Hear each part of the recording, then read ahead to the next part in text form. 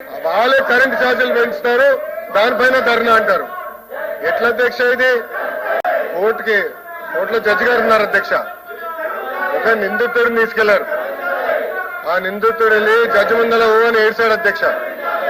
మాకు అమ్మ నాన్న లేరు, మాకు అన్యాయం జరిగిపోతుంది, నేను క్షమించండి అని జడ్జి గారిని అడిగి, జడ్జి గారు పోలీసు వైపు చూసి ఎందుకే పాపం అనాథుడిని తీసుకొచ్చి ఇట్లా ఇబ్బంది పెడుతున్నారంటే పోలీసులు చెప్పారు అధ్యక్ష, తల్లి తండ్రిని చంపింది ఈడే, అందుకే తీసుకొచ్చి మేము ముందర నిలబెట్టాడు.